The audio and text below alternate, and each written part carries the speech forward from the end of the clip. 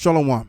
First and foremost, I want to give all of the praises and the glory to the Most High and the Son, Yahweh Bashim Yahushua Bashim Avakak Wadash, and double honors to the apostles of the great millstone, as well as giving the salutations thereof towards the Akim that's forwarding this truth worldwide throughout the four winds of the earth in the heart of sincerity. And shalom to the Akim wa Akbar Fiam as well. And it's your brother once again, Laban, coming at you with another video. And in this video, I'm going to be real brief.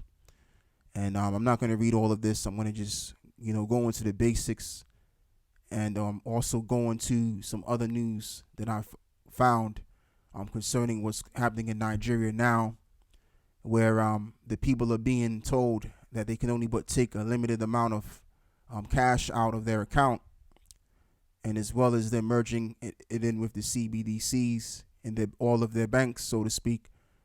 And I'll get into that in due time. I just want to get over this, because this is basically going over the fact that the CbdCs is definitely going to be obviously piloted by people like Klaus Schwab and as well as the central bankers that are all in tandem together to push this digital currency thing. So this reads, digital currency, the Fed moves towards monetary totalitarianism. The Federal Reserve is sowing the seeds for its central bank digital currency. It may seem that the purpose of a CBDC is to facilitate transactions and enhance economic activity, but CBDCs are mainly about more government control over individuals. If a CBDC were implemented, the central banks would have access to all the transactions in addition to being capable of freezing accounts. It may seem dystopian, something that only totalitarian governments would do. But there have been recent cases of assets freezing in Canada and Brazil, and this is before the CBDCs has come into full force. So just imagine what kind of power that they would have over you. Because think about it, like as the scripture says, as I have it on deck, for wisdom is a defense and money is a defense. So, and as well as money is a vulnerable part of people. I'm using the wrong word, but hopefully you see where I'm going. And if you can control people's money, then you control people's life. And then you get to see, as well as the digital setting, they'll be able to see what people are spending their money on. And first and foremost, I want to say that basically this great reset, which is which is the term a new world order, they're moving quick with this now, because people are starting to wake up with their plans and how evil and wicked their governments are worldwide. I mean, every single day there's a protesting going on in many different countries. So now they got to move quick, and they got to get into this digital world so that they can see what's going on and they can get all kind of data. Because all they do is basically see us as, all that it is that they do is, all that it is that they see us as an asset, and all they want us to be is basically just that alone. They don't see us as human beings at all. They see us as product, and they don't believe we have any rights, so we should have any rights, and therefore you need to be under control. Your freedoms need to be mitigated, because also, as well as it's to do with paranoia too. All right, even though this has been their main agenda anyway, but a part of creating a world like this, it has to do with paranoia. Because the thing of it is, people have been doing what the bankers have been telling them to do. Not literally, but psychologically, by using their leaders, using celebrities and major people that they put in front of people. And people have basically told a lie. They did everything that they were told to do. But still, they just want more power. They want more and more and more power. But as it is written, that this man is not satisfied.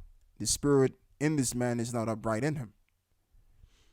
All right, and that spirit of him not being upright is going to lead him to bring in this world which will bring in the mark of the you know what. And within that, the Lord is going to destroy them. Okay? The Lord is going to mess up with their plans. That's in the book of Job 5. And they're going to meet their end. They're going to wind up losing everything that they've had already. But they're trying to get more. But what they're going to find out is that there's no more to get. You've already got it all. So, if you're working your way to getting even more than what you already got, and I'm speaking on the elites now, they're going to upset what they already have already. All right? But that's that unsatisfaction. That's just how they are. And by that, they're going to lose big time. Anyway, enough of me talking on that. So continue to read on. It says the war on cash is also a reason why governments want to implement CBDCs. The end of the cash would mean less privacy for individuals and would allow central banks to maintain a monetary policy of negative interest rates with greater ease, since individuals would be unable to withdraw money commercial banks to avoid losses. Once the CBDCs arrive, instead of a deposit being a commercial bank's liability, a deposit would be the central bank's liability. In 2020, China launched a digital yuan pilot program. As mentioned by Seeking Alpha, China wants to implement a CBDC because this would give a remarkable amount of information about what consumers are spending their money on. The government could easily track digital payments with a CBDC, Bloomberg noted in an article published. The digital yuan pilot program was launched that the digital currency offers China's authorities a degree of control never possible with cash. Yeah, because with cash you have your level of freedom. You can spend it on whatever you can spend it on, and can't nobody see what you're spending it on. And if you want to take it out, you can take it out the bank. But with this CBDC thing, it's going to be within the bank and also be monitored. Okay? Reading on, a CBDC could allow the Chinese government to monitor mobile apps purchases, which accounted for about 16% of the country's gross domestic product in 2020. More closely, Bloomberg describes how much control a CBDC could give Chinese authorities. And just to remind you what Klaus Schwab said, he said China is a greater model. And he was saying that towards the leaders of all of these other countries so that they can get down and doing the same similar thing of what China's doing and how they're governing their people now. So now what I want to do is I want to move forward and get into what I really want to show you, as I've just mentioned briefly, that in Nigeria, as this reads, the Central Bank of Nigeria limits cash withdrawal to drive CBDCs and digital payment adoption. The Central Bank of Nigeria is restricting the amount of cash that consumers and businesses can withdraw from ATMs to 20,000 nairas, which is $45 per day, and 100,000 nairas, which is $225 per week, dollars per week, and it has also instructed banks to encourage customers to use the country's e-NIDAs, central bank digital currency, CBDCs, and digital payment channels, including mobile and online banking and card payments instead of cash. And just to mention, there's a whole lot of central banks worldwide, and I did a video speaking on that in regards to the death of Evelyn Rothschild. And being that they got their banks worldwide, they can easily bring this into the people. And as you can see, for one, as I'm going to say, before I say else, as to what I'm going to say next, is the fact that people never really voted for this. People did not see this coming to actually be in support of this at all. So what they're now doing is for one, or what they're going to do, they're going to violate the rights of human beings and, withdraw people's privacy and all of that stuff, because they need to keep tabs on everybody and what everyone's doing.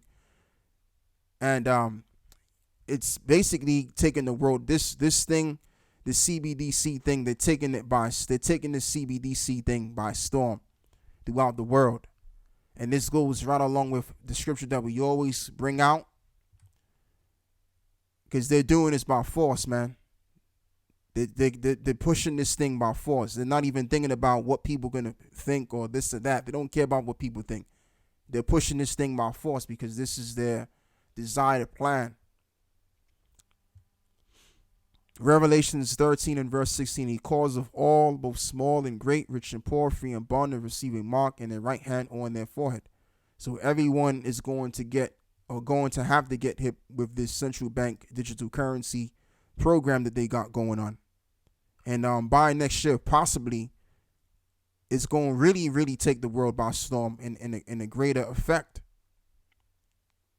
To the point, I believe, by 2024, man, this world is going to be totally digitalized, or enough digitalized to the point where you're going to have to get that mark, especially when you're dealing with your currency, your money.